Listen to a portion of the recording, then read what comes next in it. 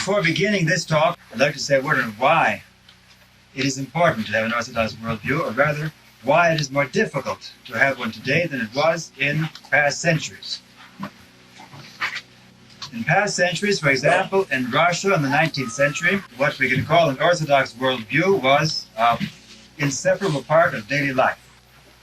It was supported by the life around it. In fact, there was no need really to speak of a separate thing, which is called the Orthodox worldview, because it was simply the same thing as leading an Orthodox life.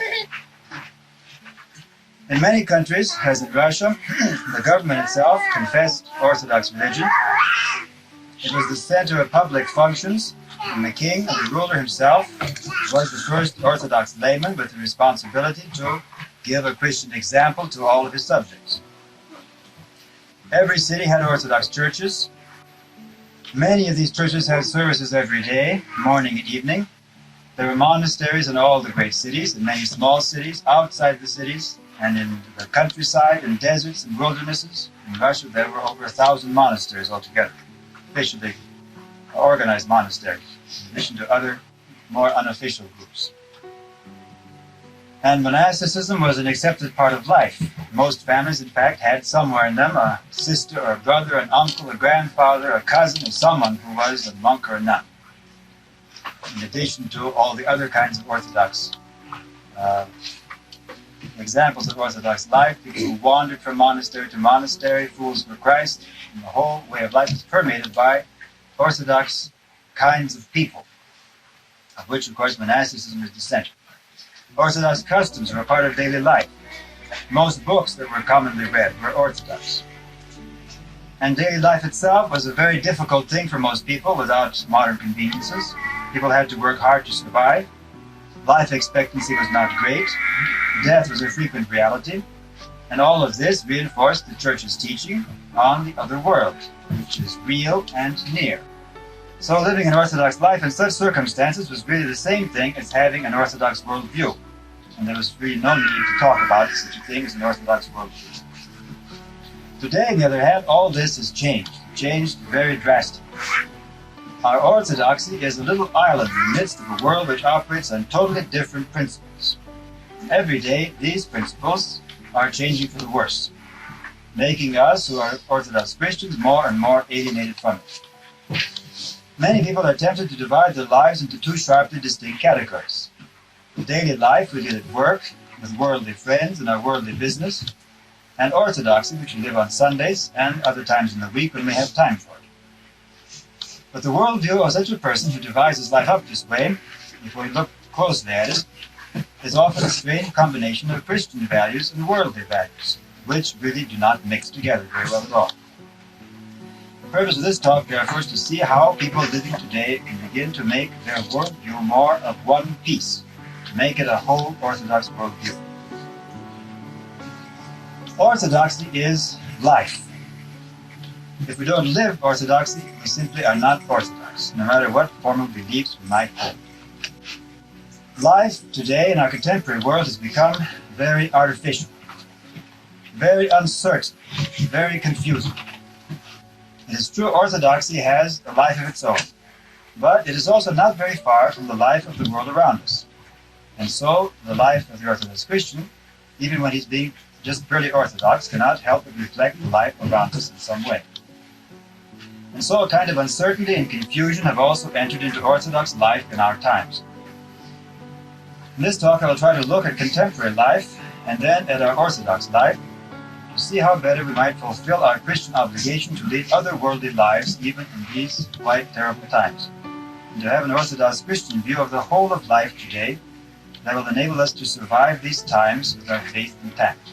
The purpose, of course, for which we're doing this is survival, so that we might be able to survive as Orthodox Christians. Anyone who looks at our contemporary life from the perspective of the normal life lived by people in earlier times, say Russia or America or any country of Western Europe in the 19th century, cannot help but be struck by the fact how abnormal life has become today. The whole concept of authority and obedience, of decency and politeness, of public and private behavior, all have changed drastically. have been turned, in fact, upside down, except in a few isolated pockets of people, usually Christians of some kind, who try to preserve the so-called old-fashioned way of life. Our abnormal life today can be characterized as spoiled or pampered. From infancy, today's child, as a general rule, is treated like a little god or goddess in the family. His whims are catered to, his desires fulfilled, he is surrounded by toys, amusements, comforts. He is not trained or seldom trained, very rarely well trained, or brought up according to strict principles of Christian behavior, but left to develop whichever way his desires incline. Usually it's enough for the child to say, I want it, or I won't do it, for his obliging parents to bow down before him and let him have his way. Perhaps this does not happen all the time in every family, but it happens often enough to be the rule of contemporary childhood, and even the best intentioned parents do not entirely escape from its influence. If they try to raise a child strictly, the neighbors are doing something else, and they have to take that into consideration in disciplining the child. When such a child becomes an adult, he naturally surrounds himself with the same things he is used to in his childhood, with comforts, amusements, and grown-up toys. Life becomes a constant search for fun, which, by the way, is a word which is totally unheard of in any other vocabulary. 19th century Russians wouldn't have understood what this word means. Any civilized, serious civilization. Life is a constant search for fun, which is so empty of any serious meaning that a visitor from any 19th century country, looking at our popular television programs, amusement parks, advertisements, movies, music, and almost any aspect of our popular culture, would think he has stumbled across a land of imbeciles who have lost all contact with normal reality. We don't often take that into consideration because we are living in this society and we take it for granted. Really, some outsider comes in, and often a person just from a country of Eastern Europe comes in, where they have a very tough life, and he sees how strange their life is that we think is normal. Some recent observers of our contemporary life have called the young people of today the me generation. In our times, the age of narcissism, self-worship, characterized by a worship of and fascination with oneself that prevents a normal human life from developing. Others have spoken of the plastic universe or fantasy world in which so many people live today, unable to face or come to terms with the reality of the world around them or the problems within themselves. When the me generation turns to religion, which has been happening very frequently in the past several decades, it is usually to a plastic or fantasy form of religion. Religion of self-development, where the self remains the object of worship, of brainwashing and mind control, of deified gurus and swamis, of the pursuit of UFOs and extraterrestrial beings, of abnormal states and feelings. There's no need to go into all these right here. These manifestations are probably familiar to all of you in some form or other. Later on, I'll discuss a little how these touch on the Orthodox Christian spiritual life of our days. It is important for us to realize, as we try ourselves to lead a Christian life today, that the world which has been formed by our pampered times makes demands on the soul, whether in religion or in secular life, which are what one has to call totalitarian. This is easy enough to see in the mind-bending cults that have received so much publicity in recent years, which demand total allegiance to a self-made holy man.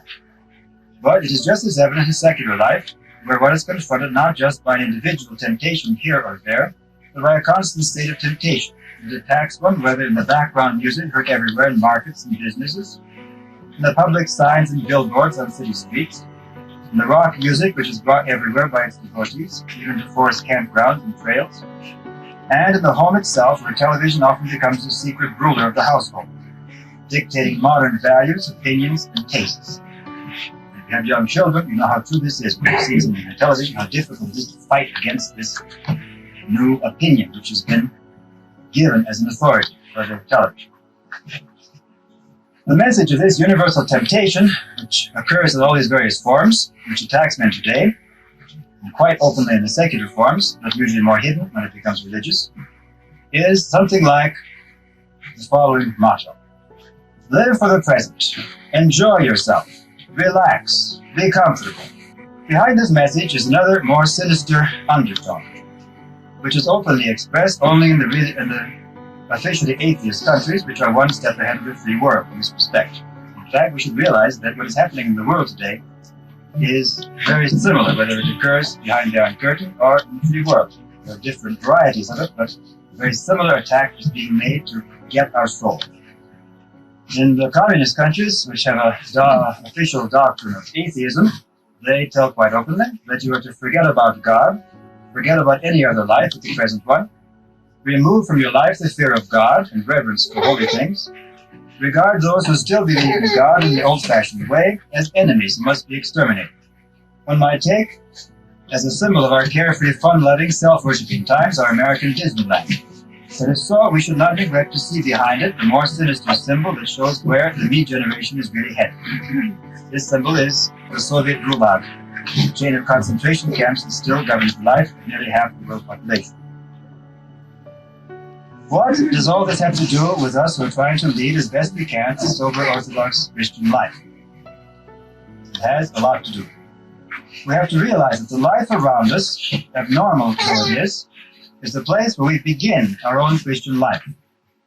Whatever we make of our life, whatever truly Christian content we give to it, it still has something of the stamp of the me generation on it. And we have to be humble enough to see this. This is where we begin. There are two false approaches to the life around us that many often make today, thinking that somehow this is what Orthodox Christians should be doing. One approach, the most common one, is simply to go along with the times. Adapt yourself to rock, music, modern fashions and tastes, and the whole rhythm of our jazzed-up modern life. Often the more old-fashioned parents will have little contact with this life and live their own life more or less separately. But they will smile when they see their children follow after the latest craze and think this is something harmless. This path is total disaster if we want to live a Christian life. It is something that produces the death of the soul. There are some who can still lead an outwardly respectable life without struggling against the spirit of the times. But inwardly, such people are dead or dying. And the saddest thing of all, their children will pay the price. Various psychic and spiritual disorders and sicknesses will become more and more commonplace. There are a few examples I might give. One of the leading members of the suicide cult that ended so spectacularly 4 years ago in Jonestown was the young daughter of a Greek Orthodox priest. Satanic rock groups like KISS, Kids in Satan's Service, are made up of ex-Russian Orthodox young people. The largest part of the membership of the Temple of Satan in San Francisco, according to a recent sociological survey, is made up of Orthodox boys. These are only a few striking cases. Most Orthodox young people don't go so far astray. They just blend in with the anti-Christian world around them and cease to be examples of any kind of Christianity for those who look at them. This, of course, is wrong. The Christian must be different from the world, above all from today's weird, abnormal world. And this must be one of the basic things he knows as part of his Christian upbringing. Otherwise, there's no point in calling ourselves Christians at all, much less Orthodox Christians. The false approach at the other extreme is what one might call fake spirituality. As translations of Orthodox books on the spiritual life become more widely available and the Orthodox vocabulary of spiritual struggle is placed more and more in the air, one finds an increasing number of people talking about hesychasm, the Jesus prayer, the ascetic life, exalted states of prayer, and the most exalted holy fathers like St. Simeon, the theologian, St. Gregory of Palamas, St. Gregory the Sinite, and many others. It is all, of course, very well to be aware of this truly exalted side of Orthodox spiritual life, and to have reverence for the great saints who have actually lived. But unless we have a very realistic and very humble awareness of how far away all of us today are from the life of hesychasm, and how little prepared we are even to approach it, our interest in it will be only one more expression of our self-centered plastic universe. The me generation goes hesychast. That is what some people are trying to do today. In actuality, they're only adding a new game called hesychasm to the attractions of Disneyland. There are books on the subject now, very popular. In fact, Roman Catholics are going very big for this kind of thing, under Orthodox influence, and themselves influencing other Orthodox people. For example, there is the Jesuit priest Maloney, who writes all kinds of books. In translations, and Cyrus the Great, and the theologian, tries to get people in everyday life to be hesychasts. Have all kinds of retreats, usually charismatic. People are inspired by the Holy Spirit, supposedly, and undertake all kinds of these disciplines which we get from Holy Fathers, which are far beyond the level in which we are today. It's a very unserious thing. There's also a lady, actually was born in Russia, in Catholic, who writes books called Pustinia, but the desert life today. Malchania, the silent life. And all these things which she tries to sort of put into life like you'd have some fashions for some kind of new candy. And this, of course, is very unserious, and it's a very tragic sign of our times. These kind of exalted things are being used by people who have no idea what they're all about. For some people it's only a habit or a pastime. For other people who take it seriously, it can be a great tragedy. They think they're leading some kind of exalted life, and really they haven't even come to terms with their own problems inside. Let me then re-emphasize that both these extremes are to be avoided, both worldliness and super-spirituality. But this does not mean that we should not have a realistic awareness of the legitimate demands which the world makes upon us, or that we should cease respecting and taking sound instruction from the great Ezekiel's fathers and using the Jesus prayer ourselves according to our circumstances and capacity. It just has to be on our level, down to earth. The point is, and this point is absolutely necessary for our survival as Orthodox Christians in these perilous times, we must realize our situation as Orthodox Christians today.